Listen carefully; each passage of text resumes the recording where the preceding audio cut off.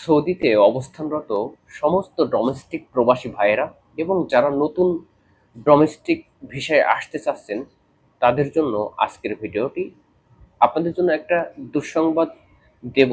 সেটা হলো, দেখুন, আপনারা এমনিতেই কাজ করেন অনেক বেশি বেশি, আপনাদের কাজের কোনো লিমিট নেই, আপনাদের থাকা খাওয়ার কোনো নির্দিষ্ট জায়গা নেই, আপনাদেরকে অতিরিক্ত কাজ করাচ্ছে, আপনাদের বেতন দিচ্ছে না, আপনাদের বিভিন্ন রকমভাবে হয়রানি করছে।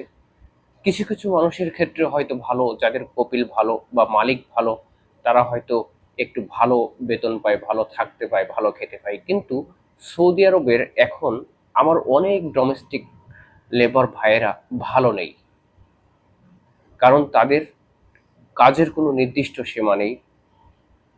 তাদের কাজ করলেও তারা ওভার টাইম পাচ্ছে না, কাজ করলেও তারা বেতন ঠিক মতো পাচ্ছে না।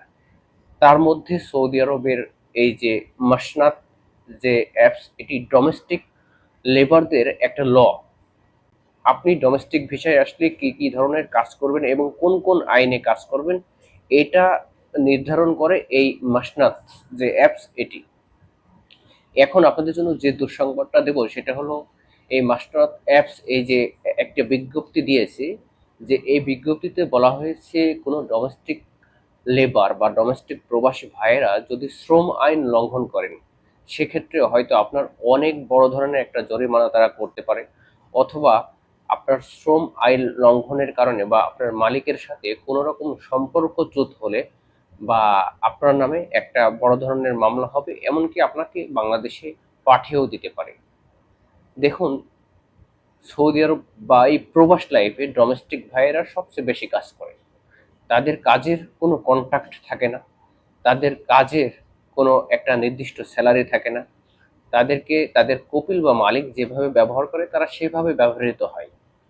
অথচ এই ডোমেস্টিক প্রবাসী ভাইয়েরা এমনিতেই মানসিক টেনশনে থাকে, হয়তো দিনে দিনে বেতন বৃদ্ধি হয় না বা কাজের পরিসীমা দিনকে দিন বাড়তে থাকে। অথচ এই প্রবাসী ভাইদের উপরে সৌদির এই যে নতুন নিয়ম নীতি, এগুলো আমি মনে করি তাদের উপরে একটা বিরূপ প্রভাব ফেলবে। এগুলো আস্তে আস্তে সৌদি আরবে আমার প্রবাসী ভাইয়েরা তাদের শান্তি বা তাদের যে উন্নতি, এটা তারা আর করতে পারবে না। সুতরাং সমস্ত প্রবাসী ভাইয়েরা আপনারা সাবধান।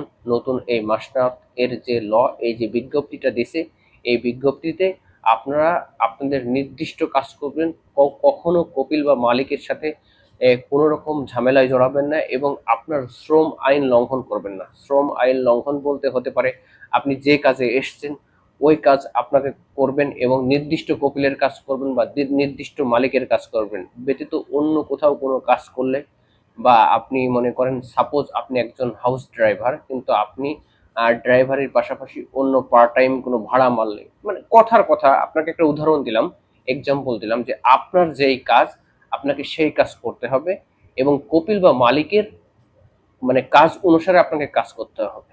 সুতরাং আপনারা অবশ্যই কোনো শ্রম আইন লঙ্ঘন করবেন না। এক্ষেত্রে যদি আপনারা ধরা পড়েন, আপনাদের এমনকি 10 থেকে 15 হাজার রিয়াল জরিমানা আসতে পারে। আর আমার সাথে থাকবেন নির্দিষ্ট নতুন নতুন সৌদি আরবের আপডেট পেতে। আমি অবশ্যই আপনাদের মাঝে দ্রুত ভিডিও দেব এবং আপনারা সমস্ত তথ্য পাবেন।